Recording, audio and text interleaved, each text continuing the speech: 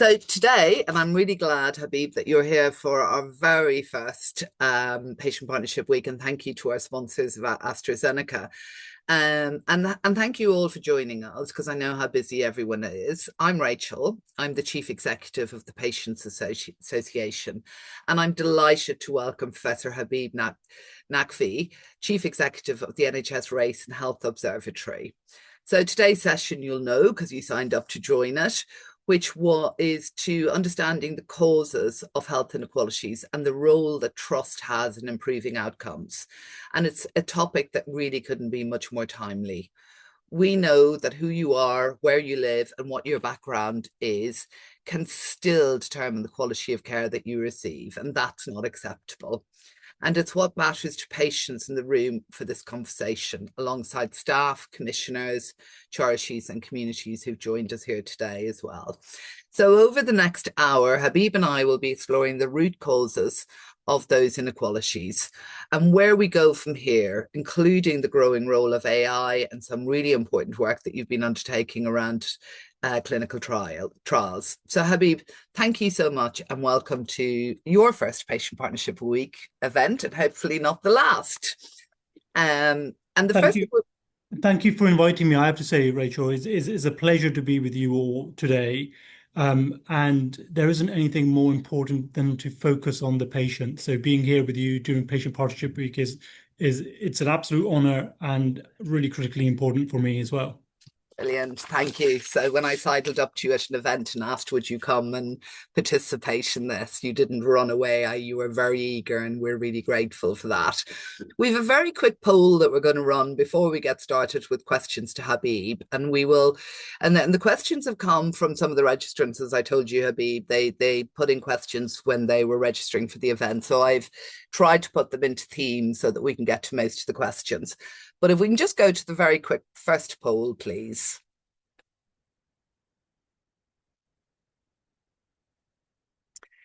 So looking at the causes of health inequalities, have you ever felt that your background or personal circumstances affected the care you received?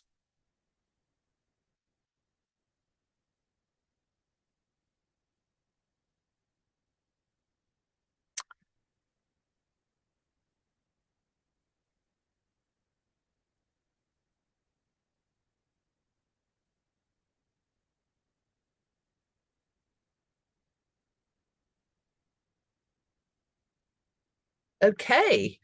I think that's extremely telling, and great to have you here, Habib, to have a look at this, because nearly 80% of our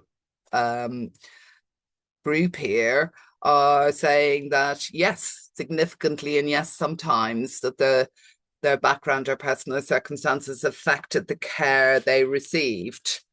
So I think we can stop sharing that poll now, which would be great. And then I can see Habib back on my screen. So Habib, you've dedicated much of your career to understanding why health inequalities exist. In your views, what are the most fundamental root causes, and why do they persist despite decades of awareness? So we know health inequalities exist from birth to end of life and at critical points in between those two key milestones. And they exist across a range of different areas and conditions. And the work that we've been doing at the Race and Health Observatory, and work, in fact, that's been going on in the UK for decades, highlights inequalities in areas such as mental health, cardiovascular disease, diabetes, sickle cell disease, cancer, workplace inequalities, and of course, what we saw so vividly just a few years ago, COVID-19, disproportionate impact of a pandemic on communities and on people, and of course, people in the workplace as well. So there's a level of urgency, Rachel, I would say, a level of urgency for us to focus on this agenda on tackling inequalities.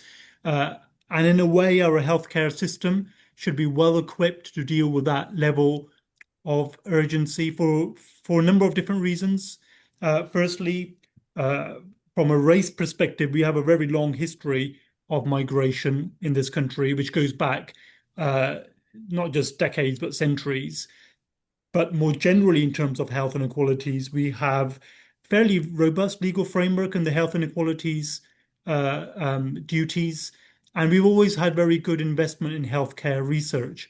But at the same time, it can be argued that our collective efforts to tackle the inequalities that we see play out in health and healthcare have been somewhat fragmented, costly, and confused. And where they have looked at, in particular, these deep-seated challenges by focusing on surface level solutions has not led to the outcomes that that we want to see. So what we want to do and what we have to do is focus on what we call the causes of the causes of the inequalities that we see, and that does include looking at things such as discrimination, whether that's in terms of disability or in terms of race or any other characteristic. Uh, and it does include looking at those very fundamental um, issues, uh, behaviors that impact upon people and people's lives. And until we acknowledge these, until we focus on the evidence-based interventions to tackle these deep-seated inequalities, they unfortunately will continue to persist. You mentioned, we all talk about inequalities quite a lot, don't we? And it's something that we're all very passionate.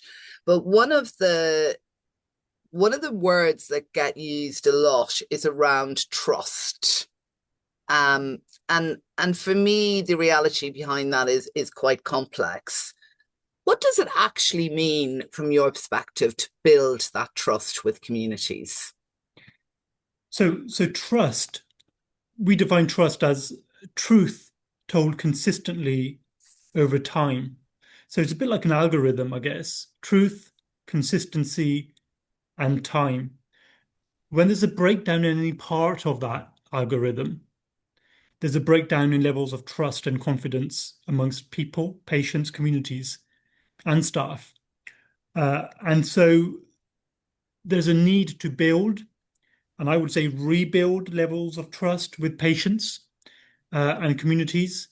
And that need hasn't been as explicit as we saw, I guess, in a way, during and post COVID-19, where there was a breakdown in levels of trust.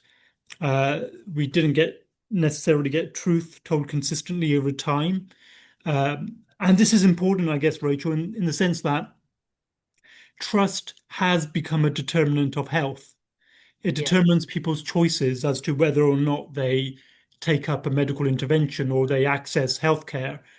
It also determines people's choices as to whether or not they take part in medical research and clinical trials, which you mentioned earlier. So it's really important that we have truth told consistently over time, and we have that level of trust within communities and within patients. Thank you. And for me, I often talk about a philosophy of care for staff and for frontline staff and how important that is. Because if we don't do that, we then aren't going to have that level of trust in communities because staff are part of communities. And so that philosophy of care is so important, isn't it? It is, and and you're absolutely right. That relationship between happy staff and happy patients and communities is an important one and a very critical one. And in fact, I first came across that relationship between staff engagement and patient outcomes many years ago when I was involved in developing something called the Equality Delivery System for the NHS. This is just before the 2010 Equality Act came out. And it was a piece of work that I came across that was led by Professor Jeremy Dawson and Professor Michael West. At that time, they were at the Aston Business School. And I asked them to repeat that analysis they looked at uh, staff survey responses and inpatient survey responses and found a relationship between the two. And when we asked them to repeat that analysis for us, which they did 10 years later, they found that that relationship was as strong then, 10 years later as it was originally. Um, and there's one key line in their report, which I've never forgotten, Rachel, and that's they argue that the way an organization treats its staff is a good barometer for the overall culture of care within an organization. So focusing on staff engagement leads to better patient outcomes, patient safety, and leads us a long way in reducing the inequalities that we see. Yeah, we developed our patient partnership principles about 3 years ago now, and we did when we were doing some work looking at them. That was exactly it. And we have a 10-year health plan that talks about power to the patient. And yet we know that if you don't have power and if you're living in an area of high inequality. Somebody in the chat was talking about rural and coastal areas and the inequalities that happen there too. So how do we get power to the patient?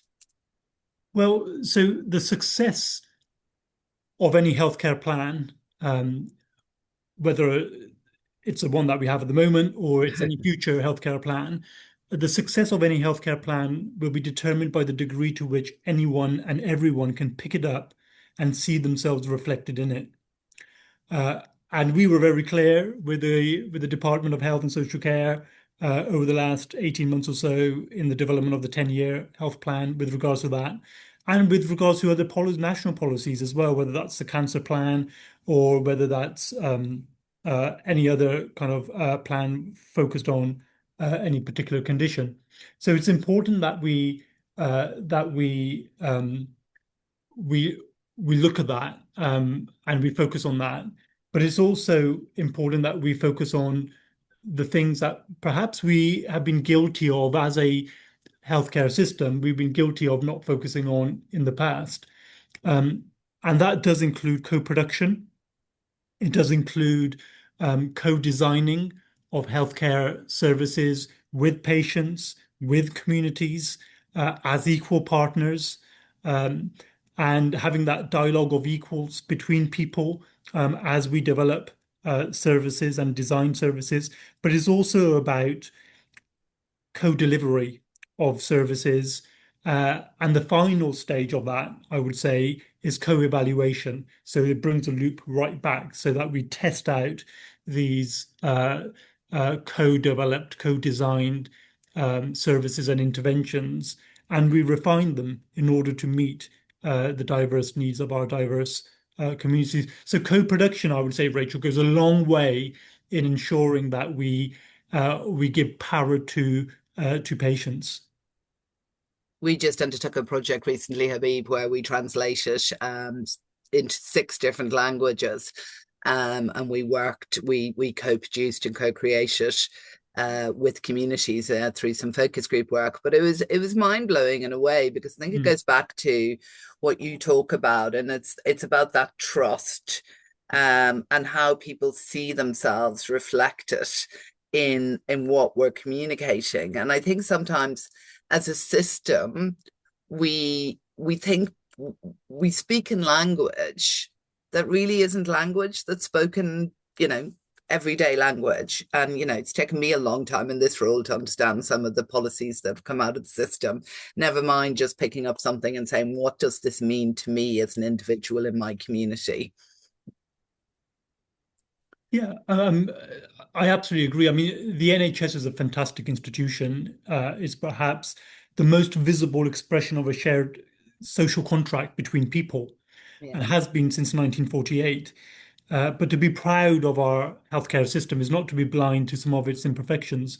And what we see play out in terms of the inequalities for patients in some of the ways that you've just described, Rachel, and in many other ways, some of the biases that we see play out in clinical assessments or medical devices, or the lack of empowerment of patients in the design of interventions and services are unfortunately some of the imperfections that exist within our healthcare system, and we saw that play out, I guess, so vividly throughout the pandemic years. The fact that being part of the healthcare system, being part of the NHS, we were slightly on the back foot when the pandemic broke out.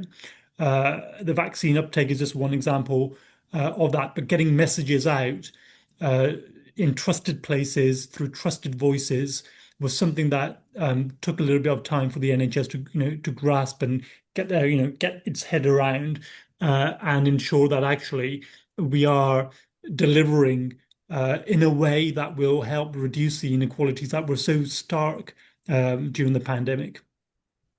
The pandemic came back into my head the other day when I was listening to the radio during the heat wave that we had. And it was, work from home if you can, do this if you can. And I thought, well, actually, there's huge population who don't have those choices. And what are we doing to support them? And it reminded me about how the pandemic definitely in terms of WhatsApp groups, spreading misinformation, but also being hugely crucial in spreading the right messages and the work that local communities did to do that. How do we keep that memory of the great things that local communities did during the pandemic? It's such an important question, Rachel, because I think very often about the pledges, the commitments that were made during the pandemic years on tackling inequalities in health. And I sometimes do worry about whether or not those pledges and commitments will be followed through, and the learning that we took from those years and that period as well. And I mean, there's a huge amount that we can and we should be taking forward in national policy, in local implementation, that perhaps, we're not. And that does include um, looking at really thinking about the causes of the inequalities that we see. That does mean really focusing on neighborhood health. And I know the shift from hospital to um, community is a critical shift within the plan, the healthcare plan, and it needs to be done in a meaningful way. We need to have that level of trust. We need to have that level of empowerment. We need to have people reflected within the plan in order for that to be a success, like I highlighted before. But simple things like using trusted voices within the neighborhood was, really important, and it continues to be really important. I had my first vaccine for COVID-19 in Bristol in the Malcolm X Centre, which is at the heart of St. Paul's, which is a very diverse area. And you had the Malcolm X Community Centre, you had the leader of the community centre stood at the gate inviting people in. It was a trusted place. It was a trusted person. People knew the people being, inviting them in. People knew the venue, and it created that level of confidence that people needed during perhaps one of the most critical points, in their lives.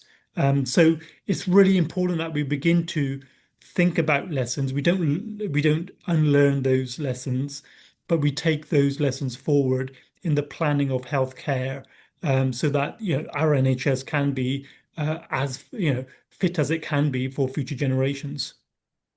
Absolutely. So somebody knows Malcolm X in the chat. I'm watching the chat as we go on here. So that's just some fantastic community engagement. Everyone's agreeing with what you're saying in the chat. There's a lot in there about trust, transparency, communication, co-production. Nothing, nothing for me without me. Because we've had some really good things, but there's also in the registrants today we have a lot of charities, we have local health watches, we have patient participation groups and some voluntary organizations. How do you think that in that those kind of community partners, building on what you've just said about COVID, can be real strategic partners in tackling those health inequalities and how would we give them the support and the resource to do so? Mm. Yeah, really, really important uh, area to focus on. I guess the fact is that inequalities in health and their causes are complex, they're system-wide, and they require a system-wide response.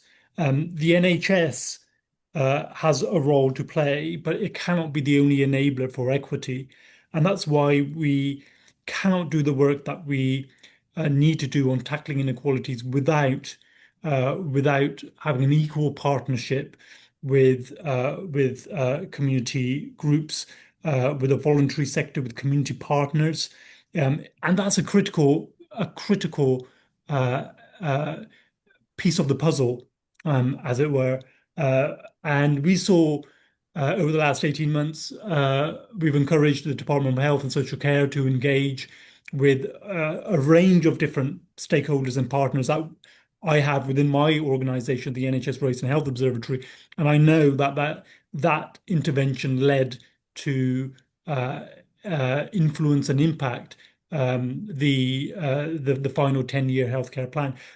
And it's really important that actually that partnership doesn't just stop at the moment of publication of any plan, but in fact it should be geared up to continue all the way along implementation, evaluation, and consideration of actually is this plan or is this policy fit for purpose, and what is it that we need to do to enable it to be fit for purpose. So that partnership or the partnerships we have with our stakeholders and communities and community sector, voluntary sector, is critically important. You will not get a meaningful output without that level of input. Absolutely. And I think that's where neighborhood health has been happening, and it's been happening really well in some areas. And for me, I think, and it's come up in the chat, neighborhood health has to be more than buildings, because we have to go where people are and we have to be with people, because that's the only way that you'll build trust when you become part of a community. Yeah, absolutely. And in fact, I remember it's the discussion we're having is reminded me of uh, an incident during the pandemic. I'm using the example of the pandemic because I think it's still fresh in many people's minds, unfortunately. Um, I remember when the vaccine was being rolled out, and there was communication from the centre or the NHS around there being these vaccination hubs being established in uh, horse racing venues, indoor bowling clubs, and conference centres. And I remember on that Saturday morning reading this and thinking, actually, um, I need to respond to this because we also have black churches, we have synagogues, mosques, temples, um, gurdwaras, and local community centres within diverse communities, which, in fact, if you think about it, are ideally placed and structured for vaccine uptake. High ceilings, open spaces, and in the community. So I tweeted and about just that, and about half an hour later, I did get a call from the head of comms at NHS England to say, "Oh, saw your tweet, Habib, and that's great, thank you." And we have East London Mosque as part of the various hubs we have. And I said, "That's great, that's fantastic. That's one mosque or one place of worship, but there are thousands across the country." Um, and for some reason, my tweet did get translated in French and did the rounds in France as well. But the point being that we then began to think about how do we get into the community and how can we utilize the rich resources we already have in order to pass on the message. And Rachel, you talked about misinformation, WhatsApp groups, etc. There were issues, of course, around misinformation, but there were, those tools also enabled us to really think about um, how can we get messages out through trusted means in a way that can perhaps um, touch people uh, that would not necessarily be going onto a website and looking at the NHS Choices website page and looking at guidance, etc. So it's about how can we look at diversifying messaging and empowering people at the same time. Yeah. No, absolutely. And I think your comment there, Habib, about getting into communities, and because inequalities so often overlap and intersect.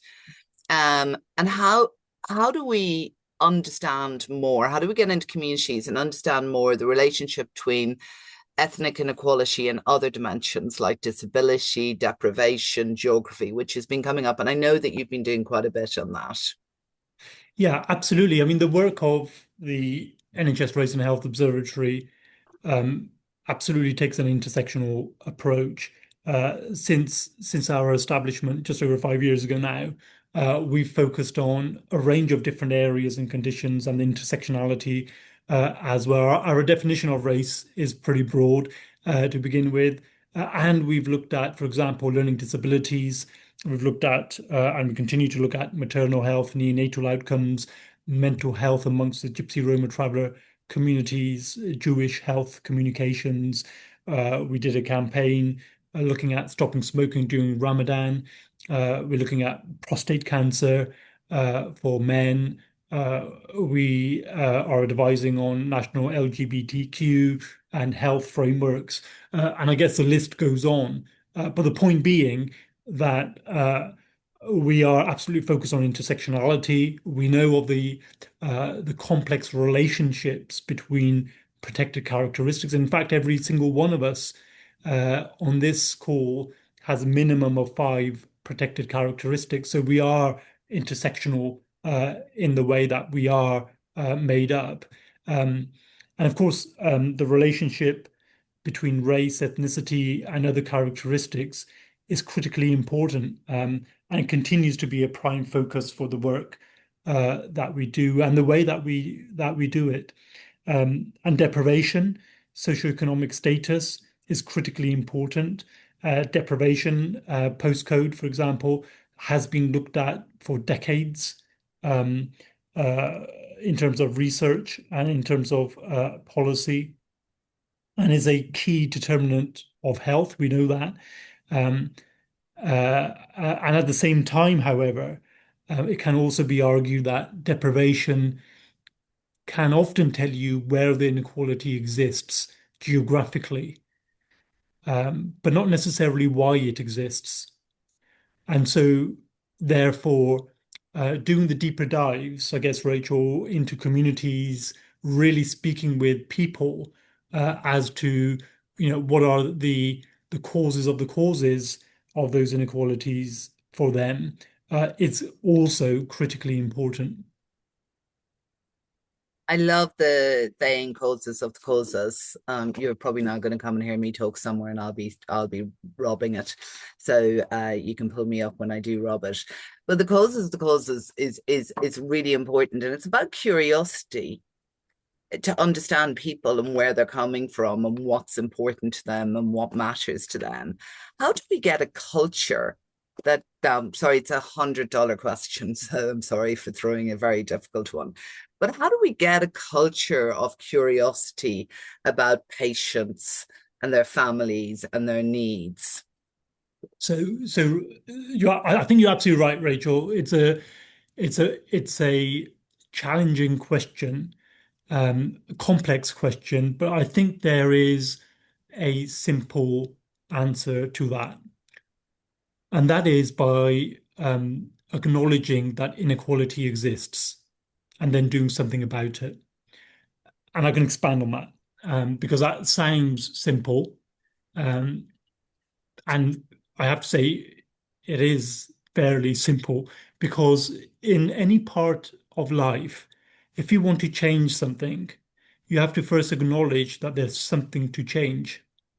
By not acknowledging that inequality exists, whether it's racial inequality or inequality in relation to disability, or any other inequality, we cannot move from that first step of acknowledgement to subsequent steps of action to tackle that root cause.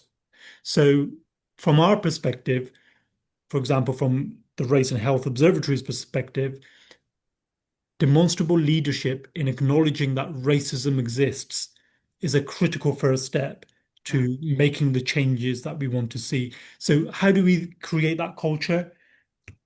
Well, I guess every individual, every organization needs to ensure that their moral compass is pointing in the right direction. This isn't, this agenda, I'm coming from the race perspective. This agenda is not simply about getting things right for some people and not others.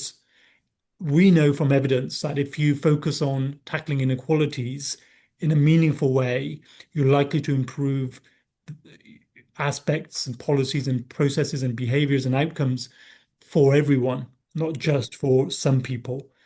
So it's really important that we create that culture. And I believe that culture begins by everyone, because everyone's a leader. Every leader, every person acknowledging that actually social injustice, inequality exists, and we need to do something about it.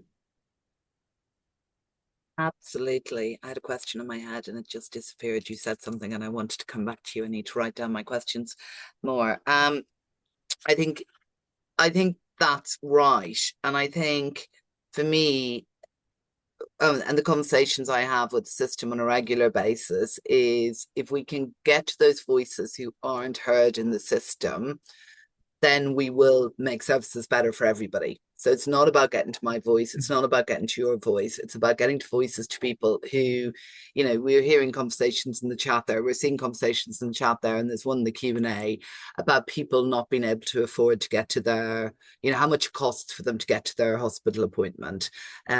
We heard it in a piece of work that we did. And one person told us it was £187 return for their specialist treatment. Now, I thought that that was a misprint when the team gave me a draft report, and it wasn't.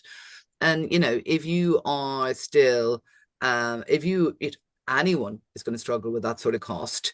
But if you are, struggling to put food on the table at the end of the week, then what do you prioritize? And this person said, what do I prioritize? And so that's a huge thing. You are doing quite a lot of work around and significant work on debiasing clinical trials. Mhm. Can you talk us through why that matters so much? Sure, absolutely. So when you think about the causes of the causes, lack of representation in medical research and clinical trials is one of the causes of the causes, essentially. And that lack of representation does come about due to the lack of trust and confidence that people, patients, communities often have within research itself. And that some of that's historical, and some of that is due to, um, it goes back to that algorithm, Rachel, truth, consistency, and time.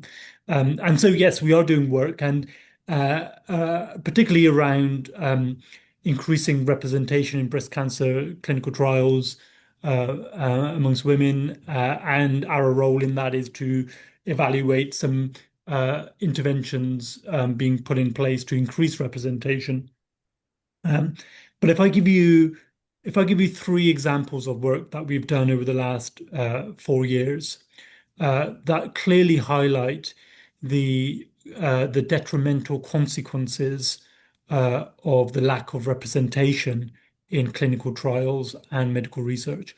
And these are three examples, one around clinical assessments, one around medical devices, and one around medication itself. So if I give you the first one, Mm-hmm. um, one of the very first pieces of work we did when we established the observatory was to look at racial bias in medical devices, and in particular in pulse oximeters.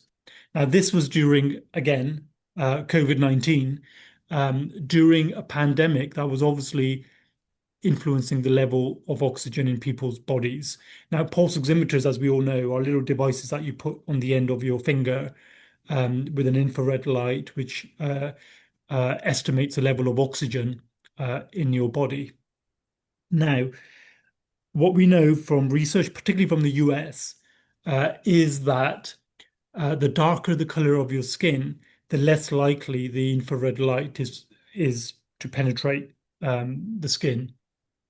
And that leads to inaccuracy in terms of oxygen level recordings or readings. And that work was largely carried out in the US.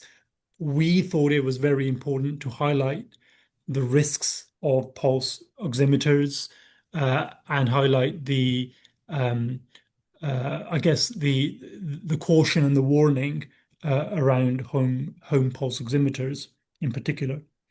And so we did what we do within the observatory. We pulled together the evidence base. We had very clear recommendations for change, for policy change as a result. And thirdly, we helped and supported those organizations to implement those recommendations. We only had four recommendations, Rachel, and those were targeted towards specific national organizations. So as a result of our work, the NIHR put out substantive call for further evidence, particularly from the UK. We had NHS England update the guidance around home pulse oximeters on the NHS Choices website, and we had the then Secretary of State for Health and Social Care, Sajid Javid, announce an independent review into equity in medical devices as a result. But the point being, we had a medical device. This is just one example of a medical device which had a level of bias, racial bias in it due to the lack of representation in clinical trials and in medical research. The other two quick examples I'd like to give. Firstly, the one around the APGAR score. Now, the APGAR score is a score um, that is a clinical assessment score that assesses the health of a baby minutes after its birth, partly based upon the color of its skin. So, you know, whether or not you see blueness in a baby's skin, for example, would be a warning sign. And of course, you will not see blueness in darker skinned babies. And so the APGAR score is, it came out in 1952, and judging the health of a baby partly based upon the color of its skin in this context was not right in 1952 and certainly not right today in 2026. But again, a clinical assessment based upon perhaps bias in research in the early 1950s that led to the development of this particular tool. And then the final example I like to give, which is a very live one because we're working on it at the moment, an anti-cancer drug, DPYD, chemotherapy drug, which doesn't get broken down as quickly in black bodies, black patient bodies, as it does in white patient bodies, has led to higher levels of toxicity amongst black patients and sadly death. And the reason for that is that when this medication and the dosage of this medication was being configured, um, the people involved in that missed out the African variant in the genome sequencing. And the reason why the African variant was missed out in the genome sequencing was due to the lack of representation in medical research and in genomic research, and therefore the lack of evidence around the African variant. Now, we've introduced that African variant gene in the genomic hubs across the country, beginning with Manchester. And this is just a couple of months ago. In the first week of introducing that variant in Manchester, three patients in the first week, three black patients had their dosage for that chemotherapy drug changed as a result. So I guess I've given you three examples, Rachel: clinical assessments, medical devices, and medications, on how a lack of representation in clinical trials in bias in medical research leads to some of the causes of the inequalities that we see. So we've talked about, that's really interesting. So we've talked about culture, we've talked about a philosophy of care for staffs and curiosity. And we're here today understanding the causes of health inequalities. And so much of it starts where you should start, where on what you've just explained, clinical trials and research. And how do we and I know I've spoken to industry and different people at different times saying you've got to work harder at getting the right people in the room at the right time. And it's too easy to just use the same group of patients or a small group of patients. You've got to dive in and find the right people so that it's equitable. Do you have any nuggets for people listening here about how do they get into communities that are just not heard at this moment in time and are not part of all this work? Well, so I guess there are different aspects to answering that particular question, Rachel. One, the first point is about getting into the communities themselves, and that's something historically perhaps uh, we haven't done in a meaningful, sustained way. And it is that dialogue of equals, as my friend Stafford Scott in Tottenham, London would say. It's about physically getting into the communities and building that level of trust and confidence with those people. And that is done through having conversations, um, increasing level of empowerment amongst communities, amongst patients, and involving patients in the design, co-design of policy and intervention. But there's also something about what is it that national bodies can do as well. And we've been doing two pieces of work in particular come to my mind. The first piece of work, which is upstream, working with the NIHR, which is a national research body, and building inclusion as a criteria within the funding decisions that the NIHR make. And so that does include looking at representation. In fact, not just participant um, uh, diversity and looking at representation in terms of participation, but also who leads the research. Um, and who leads on those conversations with communities as well. So we need to kind of ensure that at that level we have that. The other example of a national body that we're working with in partnership is with NICE, so the National Institute for Health and Clinical Excellence, that body that's responsible for clinical guidelines, amongst other things. And we're working with NICE to debias current clinical guidelines. So these are guidelines around diabetes, around cancer, mental health, sickle cell disease, etc. But we're not stopping there. Um, we're working with NICE to also build processes within their organization and their system in order to ensure that future guidelines do not have that level of bias built into them at the outset. So it's really important that we look at not just what we can do in the here and the now, but also what we can do for the future as well. And I think that goes back, Habib, to the conversation we were having earlier. So if we're not to build in future biases, it means we have to start with people. And we have to start with those people who are seldom heard, living in areas of high deprivation, all of that intersectionality. Um, I'm mindful, I'm trying to watch the chat. It's very busy. So thank you all so much for putting in so many comments in there. It's great to see. Um, and I think there's a question in the chat before I go on to my second last question. There's another question in the chat, and it talks about um, pain control. And you know, we've just had um, so the self-management of chronic pain. And of course, we've just had the Ockenden review for people who don't know on the call, and that was into maternity services, into into Nottingham hospitals. And you know, the Donna herself, who ran the inquiry, talked about cruel treatment. And we had patients are, based on their ethnicity, their pain levels being dismissed.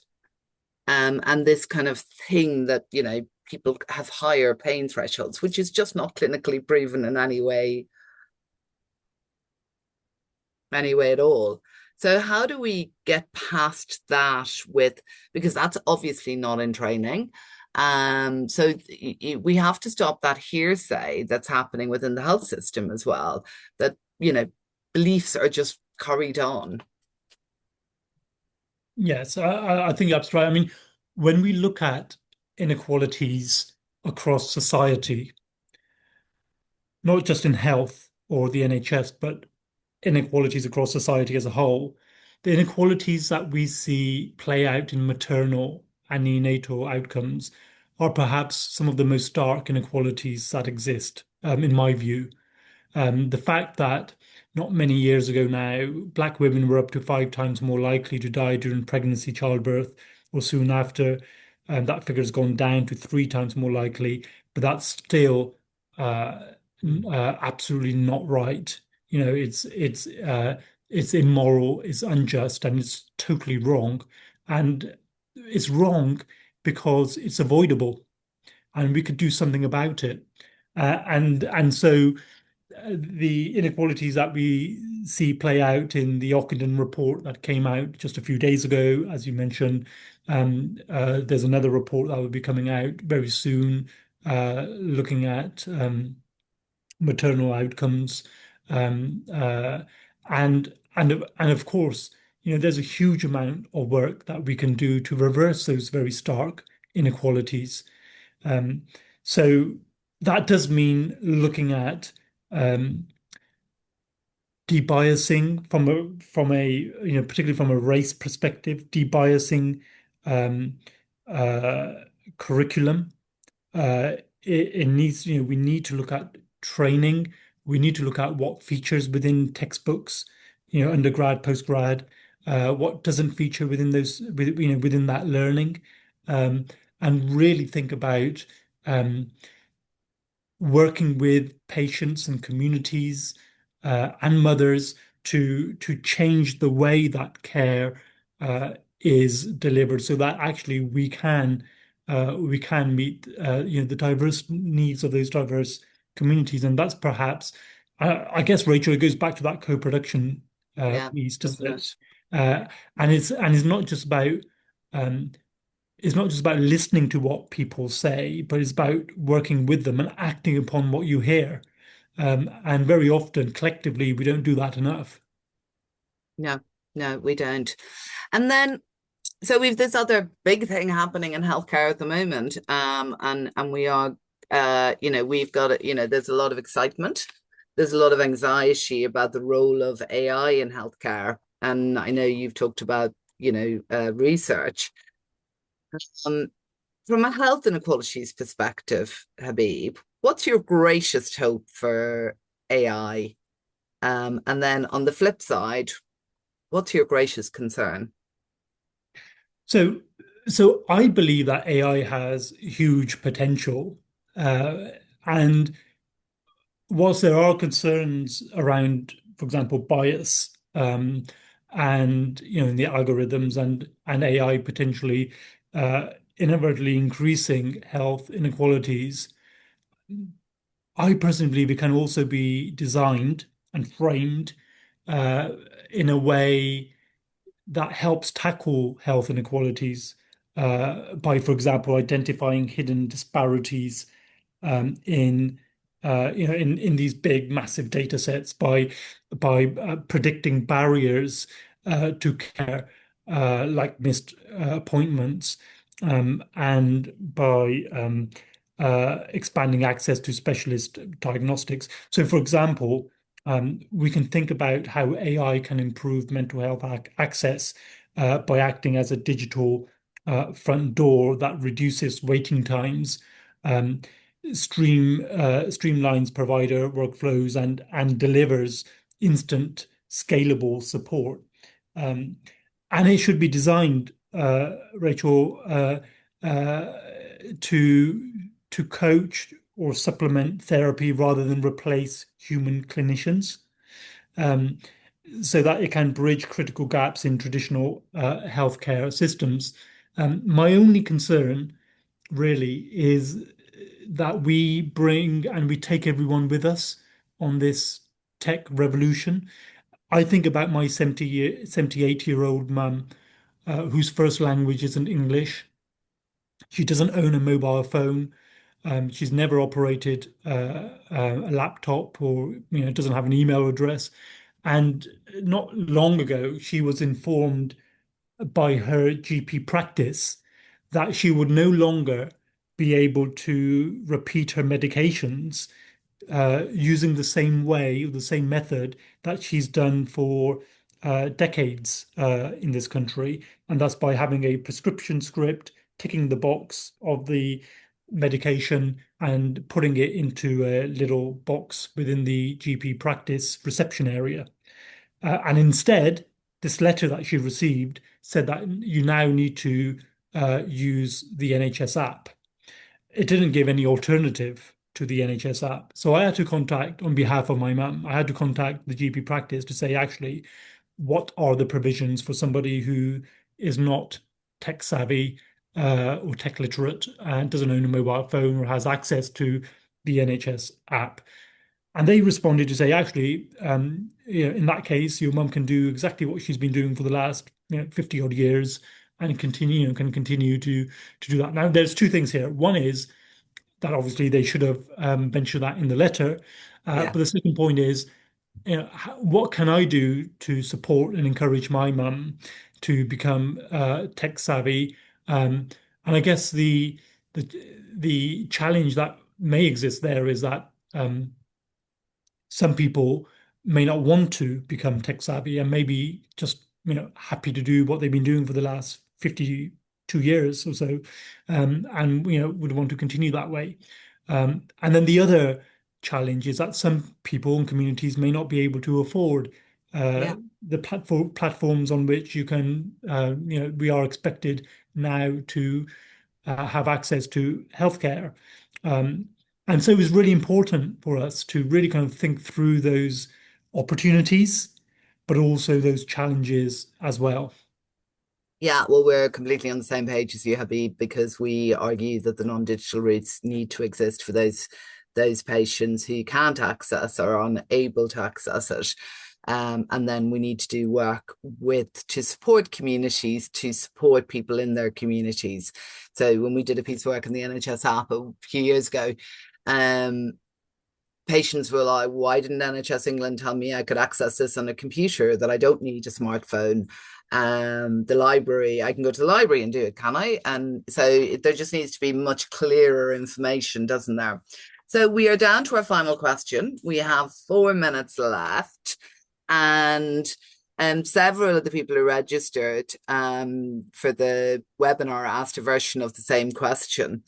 And it was, how do we actually incentivize the NHS to prioritize the root causes of inequality, rather than treating the symptoms?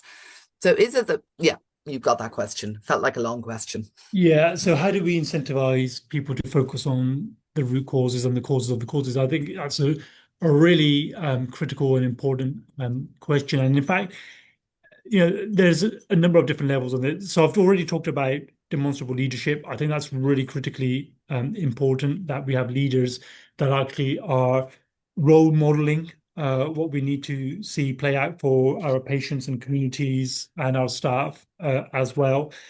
But there's a huge role here as well, Rachel, around accountability.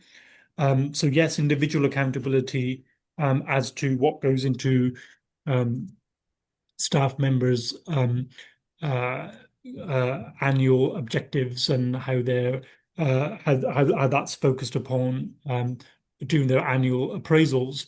But there's also something about organizational accountability as well.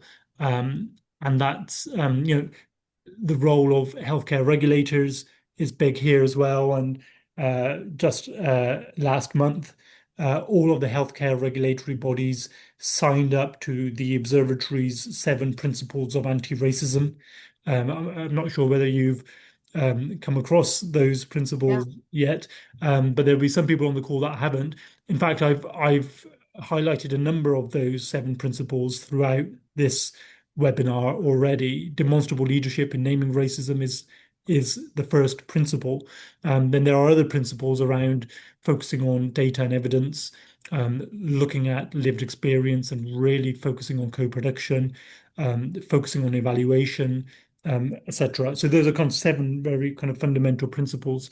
Um, and the regulators have taken those on board.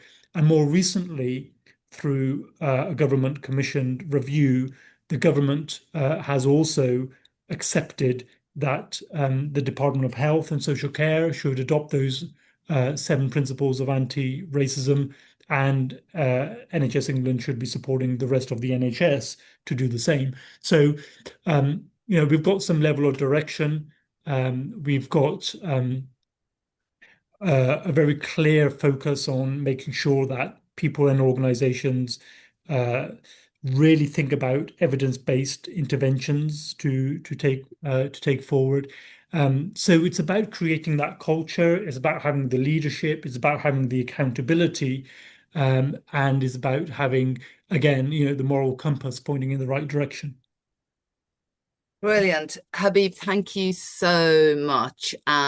We can hopefully get a link into the 7 principles into the chat. Somebody's asking for them. Maybe one of my team could find them and quickly put them in the chat. Um, Habib, I haven't given you a second to breathe during that hour. I have just been thrown question after question after question, and there's some lovely feedback in the in the chat, that people have really enjoyed the session. And just for all of you in the on the call today, a copy of this will be put up on our website in the next few days. So it'll be there for everyone to send out, and you'll be able to shareable links. And you will get, so you just got, he is just amazing. So that's a nice way for you to finish, Habib. So I want to thank our sponsors. Without that, we just couldn't do this event. And also just to remind everybody that we're really grateful for you to attend, and that our independence is our greatest asset. And Habib, you've seen me in rooms that we do challenge the system when it fails patients, and we want to work in genuine partnership with those who are committed to improvement, which is why I love talking to Habib, because you're definitely one of the guys and your organization committed to that improvement. There's other bits there for you to get involved. And again, remember all our events that are happening all through this week. So thank you so, so much, everybody, for attending.